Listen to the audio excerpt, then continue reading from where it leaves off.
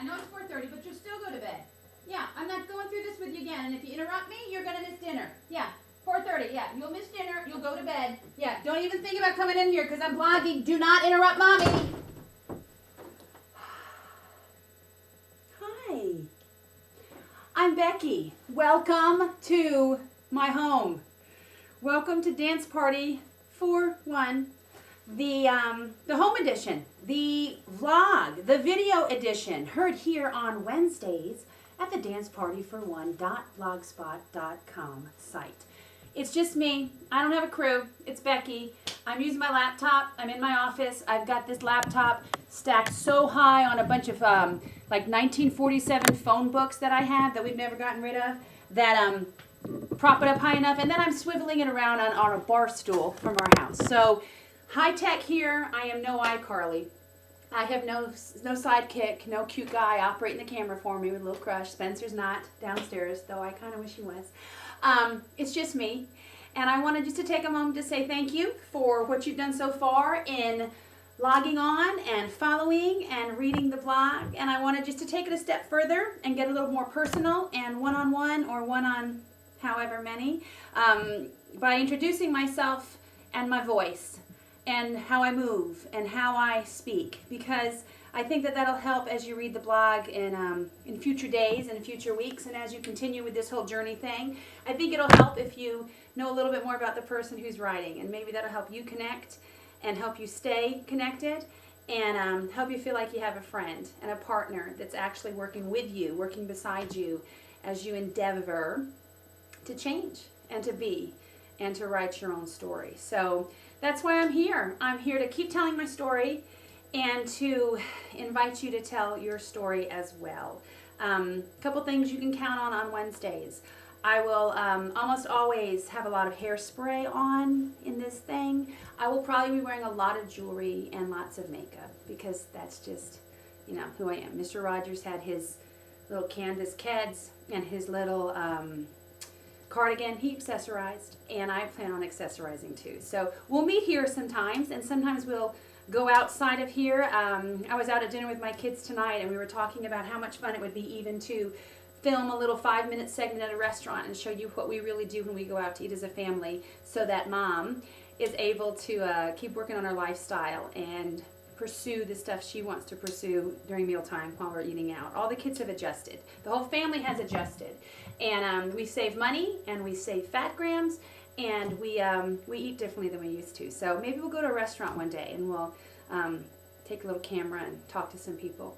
I want to talk to you too. If you want to send me a video, if you want to Skype with me, if you want to come to my house, I will leave a key under the mat, and you're welcome to come on in. And we'll have a Cherry Coke Zero together. I don't make coffee. I don't know how to make coffee. I've never had real home coffee before. So I can't make you coffee, but I can share a Coke with you. And we can sit down and we can talk, and I can interview you. So if you have a story to tell, or you want to ask a question, or you want to send along some thoughts or some pictures or some tips, this is the place to do that, and the time to do it will be on Wednesdays. I will try to keep it between 5 and 8 minutes. We may go 10 minutes today, but just a short little blurb just to say hey and stay in touch with you and give you a chance to be face-to-face for a little bit on the vlog edition of Dance Party 4-1. And I hope you know that you can do all of this at your own pace. It's not that I'm expecting you, or anyone's expecting you, to race through it all or to do every single thing. Really, it's just there to be a tool. It's really just to help you get your story where you want it to be, so that it's not your life happening to you, but you creating the you that you want to be, so that you can make all that stuff happen in your life that you've been wanting to, that you've put on the back burner, or that you've given up on. I got to tell you, when I wrote when I put together the initial victory lap that I posted on YouTube and then posted on Facebook and on my other blog, I really did it for myself. I really did it just to proclaim, here's what I've done. Be proud of me, be happy for me, and celebrate along with me. That's really why I did it. I hoped that I would hear from some friends. I really did. I hoped I'd hear from family and that they would just be proud of me. That's what I wanted the most. I had no idea that I would get notes and letters that would make me cry, and that would give me a heavy heart, but that would also challenge me to do more. I never planned on writing a blog. Never thought once I would blog the whole weight loss thing. That just happened because I got notes that said, help me. I got notes that said, I've needed hope, and here's some hope for me. You've given me hope. And the very fact that some of you have hope and are taking the time to tell me your stories, some sad stories, some hard stories, some exciting stories, just great stories.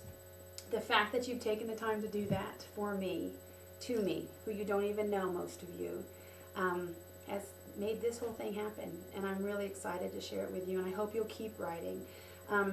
One of the things that I've heard through the notes is that you feel understood. You feel like somebody gets it. Somebody gets it and also is a little further along in their story than you. And I want you to know that. I want you to trust that and believe that. In fact, I went to my scrapbooks to try to find some more before pictures, because what I really wanted to do was post a lot, or show a lot of before pictures, so you would know really what I was really up against when I started my story, my journey. Journey sounds so stupid, doesn't it? But it is kind of a journey, I guess. It's like traveling from one place to another, moving yourself. I'll call it a journey, but that bugs me.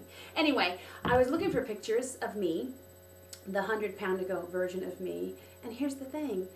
Though I have 12 to 15 scrapbooks for my 4 kids, documenting our lives, documenting 15 years of marriage to Mike, there are so few pictures in them of me that I hardly had anything to show you. And some of the reason I was absent from those pictures is because I have to be in charge of the camera, and I have to be taking all the pictures because only I'm going to be able to capture it the right way. A little controlling. But sometimes I wasn't in the picture because I didn't want to be seen. I felt like I'd mess up the picture, that I wouldn't want to use the picture if I was in it. I cropped myself out with that little cutter so many times that I realized I've almost cut myself out of the family history that I've spent hours and lots of money creating through those scrapbooks. I cut myself out of the story because of how I looked and how I felt about how I looked. And I don't want that to happen with you. If you're cutting yourself out of the pictures, if you're standing outside, if you're willing to take the pictures but not be in the pictures, I want this to be your year. I want next year, when you're documenting pictures, when you're putting a party together for your kids or for your parents or for your best friend, I want you in the pictures, and I want you happy and excited and thrilled about how you look in those pictures. I want you proud of yourself. And even if you haven't lost a pound by then, I still want you proud of yourself because of how you've improved yourself and how your smile is brighter and how you can look in the camera with a different kind of confidence and be a part of the party, be a part of what's going on. Because I know, and I've shared this with one of my friends recently, and we got it. I know what it's like to feel like the biggest thing in the room, truly the biggest thing in the room, the biggest person in the room. I know what that's like. My husband is 6'5", 6'6", big guy, but I was the same weight as him. He just didn't know it. And I know what it's like to be the biggest person in the elevator. And I know what it's like to try to get out of a car that's parked too close to the next car and hardly be able to get through the open door because of your size. I know that. I know that feeling of being the one who takes up the most space and also feeling invisible. That's the irony. That's the struggle. That's the hurt. Is that on one hand you feel so big and so conscious of your size, and on the other hand you feel completely invisible. That people don't see you. They don't make eye contact with you. They speak to everyone else but you. And if they do see you, they don't see who you are. They see your size. And I want you to know that I understand. And I want you to move past that and be the biggest person in the room, because you're the biggest person in the room. Not based on your size, but based on who you are. That's what I hope for you. And I just want you to know that. I understand. And I understand if you're not 100 pounds overweight, if you're looking to lose 40 pounds, if you're looking to lose 10 pounds, if you're not even here about weight, you're here because of something. Not only did I struggle with weight, I struggled with depression. I was medicated for depression for a good 2 years of my life when my 4 children were at their absolute youngest. And I simply couldn't get through my day because of what my day required. But in addition to medication, in addition to food, I medicated with spending. I medicated with stuff. I ran up our debt.